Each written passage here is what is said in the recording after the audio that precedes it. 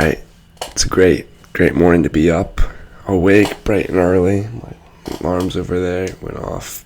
Just, got some water, still a little sleepy, wiping the sleep from my eyes, but it's a good time to make an update. And the update I want to make today is kind of a little thing I've been thinking about, just something quick, about bridging the gap between knowing and doing. Now, see, everyone knows, a basic amount of things that they should do. Now, should is like a very broad term of what you should do, but there's definitely some things that help no matter really what you're trying to achieve. But if you have specific goals, there's stuff that everyone knows, like eating healthy or getting exercise in. Just general stuff they know, like if you eat healthy, you become more healthy. Everyone knows that, all right? But the difference is not that many people do it. So there's kind of, I guess, three groups of people, and it's, obviously the first group is people who simply, they're like, how do I put this? Well, they just kind of wannabes completely. Well, they're not even wannabes. They just barely think about, like, oh yeah, I'm gonna start my fitness journey next year, and then just like sit on the couch and stay fat all year. And that's what they know, like, oh no, I know I gotta eat healthy, but they never get there. And I guess the second group of people is, I want to say in the middle, but it's really not. It's still closer to the side of wannabe, where they occasionally, maybe it's like, I don't know, once every 2 weeks, I don't know, it's not enough to compound. You gotta let the compound effect take control, where they do something proactive. They eat their salad and they feel good about themselves, and then the rest of the week they just eat fried chicken and hamburgers. So it's like, what's the point? And then, but they are doing it. They're not just knowing it, but they do it, but very rarely. And the last group, the third group, is kind of made up of the champions in the area. And the main thing that separates champions from everyone else is they do it consistently, like for a long time, year after year after year, which lets the compound effect work its magic. And then they skyrocket above everyone else in the results because they've just been doing it for so long. And that's, something where they work out every day or eat healthy for most meals, something like that, and they can continue it for a long time. Now, for bridging the gap between knowing and doing in general, I think there's 4 steps kind of that I've thought of. Now, if there's more or something like that, I might come back and change it, but as of now, I'm pretty sure there's 4, which the first 2 are pretty basic. Now, especially the first one, which is, I think, the self-evaluation step. So you got to have some sort of desire and look at yourself saying, I want to do this thing. And it's like the most basic understanding, like, oh, I want to get healthy, like something basic like that. You got to understand. But if you simply don't, and you don't notice that you're overweight and you want to get healthy, then you can never move on from there. So it's pretty basic, but that's the first step. And then the second step is general knowledge, and kind of in like the research area, where you feel this desire to step 1, and the step 2 is you learn a little bit about it. So I like to lift a lot. So if you want to get into lifting, then you look up a split or workout split, something to do, and then that might be the other prerequisites that you have to do, I think, are part of this section, where you, like, say, if you don't have one, you go get a gym membership somewhere, and then look up a little workout routine for you to start. Basic stuff like that. Now, the most important part of this step is to dodge traps, which is that you get caught up in the research and you never actually begin. You just research the crap out of it, and then especially with like the internet these days, you can get a lot of different answers. And if you're starting, just beginning, it can get overwhelming, and you're like, oh, this is too much, and then you never start. That's definitely the worst part. Or you just spend way too much researching, and you lose like a lot of opportunity before you actually start. Now, those are the first two steps, like kind of self-evaluation and knowledge, and then maybe the prerequisites are like in there with the knowledge step, basic stuff that you have to do before you can start, which is the third step.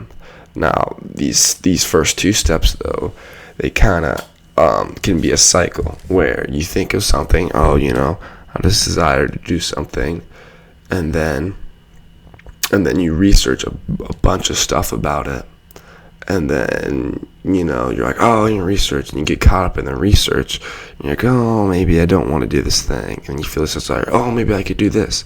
You research a bunch, and you might do a few prerequisites. I got the membership, and I maybe went once or twice, but then you don't continue.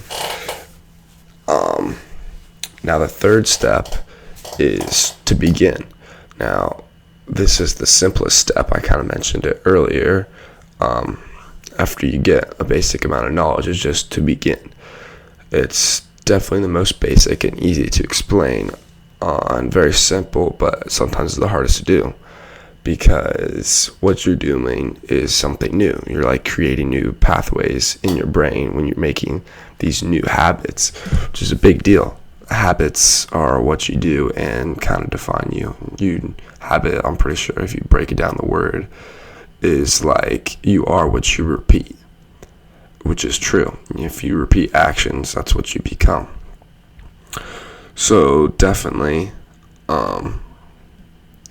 beginning, don't overlook it. It can be it's simple. You just got to start. But also you can overthink a bunch of things, or just wimp out and not start, especially if it's something you're very not used to. Now, the fourth step is consistency. Now, this is the thing that separates the first two groups of people, the couch potato that, barely even thinks about eating salad once a year, and then, the slightly proactive person who does, the occasional and stuff, but it's not enough to compound. Consistency is what the champions do that, skyrockets them above everyone else. The fact that they do something, they get some knowledge, they begin, and they do it for a long time. And it's not like they just do the same thing all the time. They can kind of go back to that knowledge stage and research it and improve, and so that what they're doing gets better. But it's the main action that they're doing is the same. Now, consistency is definitely the hardest part. And when you're thinking of a goal, when you're starting out, you got to think, will I be still doing this in 5 to 10 years? You got to think on a long time horizon, which definitely helps you stick with it, or understand that maybe this is too much for me. So say, you're super overzealous and you have this goal, lift out 2 hours a week, 2 hours a day, and it'll be great. And then you think, is it likely that I can do this for 10 years straight? No. Now, that's like obviously a pretty far time horizon. Like, even if you live 2 hours a day for 1 year, you're going to get insane results. But still, thinking a longer time horizon, because if it's not worth doing for a long time in the future, I don't know. I don't think it's that much worth to do. So when you're thinking of like your goal, and this may be in the self-evaluation or knowledge stage, think on a long time horizon how you could do this consistently. And after you thought of that, I could work out 3 times a week consistently for 10 years or the rest of my life. Now that's doable. And now there you go. You got a better a better goal to begin, and you can always improve it later on. So that's about it for this update. I hope it was pretty simple and to the point, and that's about it. And yes, I'll see you in the next update. Alright, I forgot to mention this in the rest of the update, but I think towards the end or somewhere in them while I'm making them, I want to add kind of maybe where I am in like the certain thing that I'm talking about, and like what I'm gonna be doing to improve it. So I mentioned a lot about eating healthy and lifting. I kind of got the lifting thing down. I can do that consistently because I really enjoy it and stuff. It's easy for me. So that's pretty good for consistency and stuff. But the one that I also mentioned that I'm struggling a little bit with is eating healthy. So right now, part of it is I don't necessarily have to eat healthy. It's because I'm young and high metabolism. I can pretty much eat whatever I want.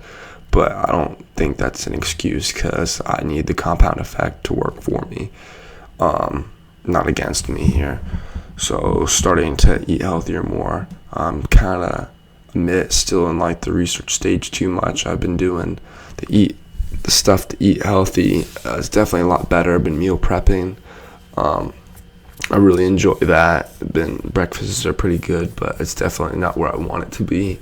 Also want to like try to eat more protein stuff, which is a lot harder. I think that's like probably like compared for all these like bodybuilders and powerlifters. Like I think the eating all that protein is probably the hardest part to get it into your body every single day.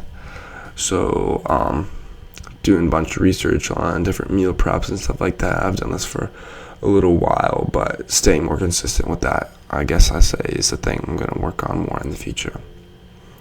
All right, that's it. See ya.